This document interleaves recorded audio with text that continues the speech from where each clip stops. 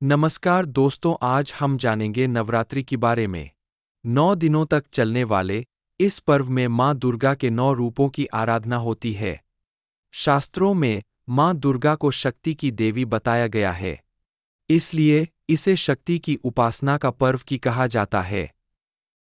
नवरात्र में 9 दिनों तक व्रत किए जाते हैं। मान्यता है कि नवरात्र के व्रत रखने वालों को माँ दुर्गा का आशीर्वाद मिलता है और उनके सभी संकट दूर हो जाते हैं। माता रानी उनकी सारी मनोकामनाएं पूर्ण करती है। हिंदू पंचांग के अनुसार नवरात्रि के पहले दिन कलश स्थापना करने के साथ जौ बोए जाते हैं।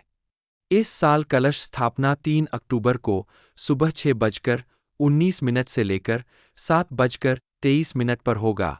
इसके साथ ही अभिजित मुहूर्त 11:52 से लेकर 12:40 पर होगा।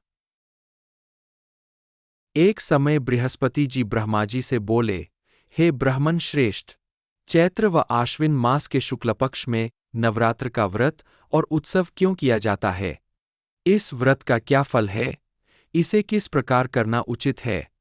पहले इस व्रत को किसने किया? सो विस्तार से कहिए।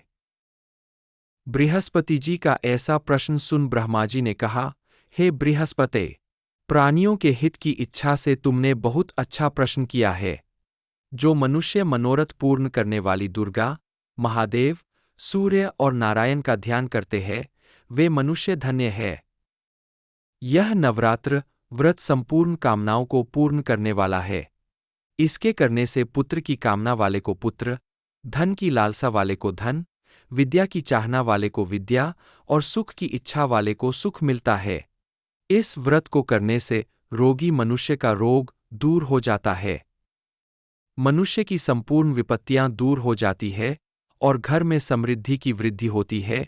बंध्या को पुत्र प्राप्त होता है। समस्त पापों से छुटकारा मिल जाता है और मन का मनोरथ सिद्ध हो जाता है। जो मनुष्य इस नवरात्र व्रत को नहीं करता, वह अनेक दुखों को भोगता है और कष्ट व रोग से पीड़ित हो अंगहीनता को प्राप्त होता है। उसके संतान नहीं होती और वह धन धान्य से रहित हो, भूख और प्यास से व्याकुल घूमता फिरता है तथा संज्ञाहीन हो जाता है। जो मनुष्य इस नवरात्र व्रत को नहीं करता, वह अनेक दुखों को भोगता है और कष्ट व रोग से पीड़ित हो अंगहीनता को प्राप्त होता है। उसके संतान नहीं होती और वह धन धान्य से रहित हो, भूख और प्यास से व्याकुल घूमता फिरता है तथा संज्ञाहीन हो जाता है। जिसने पहले इस महाव्रत को किया है, वह कथा मैं तुम्हें सुनाता हूं, तुम सावधान होकर सुनो।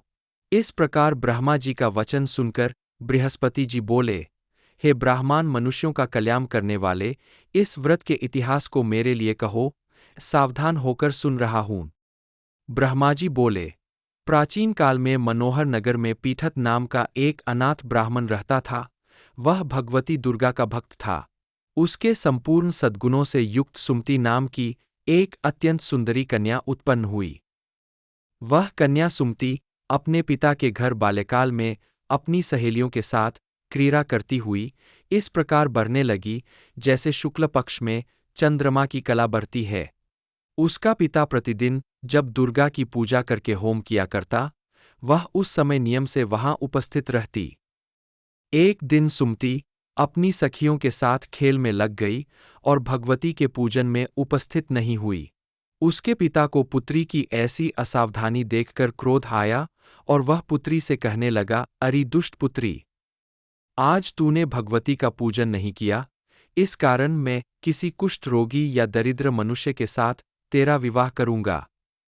पिता का ऐसा वचन सुन सुमति को बड़ा दुख हुआ और पिता से कहने लगी, हे पिता, मैं आपकी कन्या हूं तथा सब तरह आपके अधीन हूं, जैसी आपकी इच्छा हो वैसा ही करो। राजा से, कुष्ठी से, दरिद्र से अथवा जिसके साथ चाहो मेरा विवाह कर दो, पर होगा वही जो मेरे भाग्य में लिखा है। मेरा तो अटल विश्वास है, जो जैसा कर्म करता है उसको कर्मों के अनुसार वैसा ही फल प्राप्त होता है, क्योंकि कर्म करना मनुष्य के अधीन है।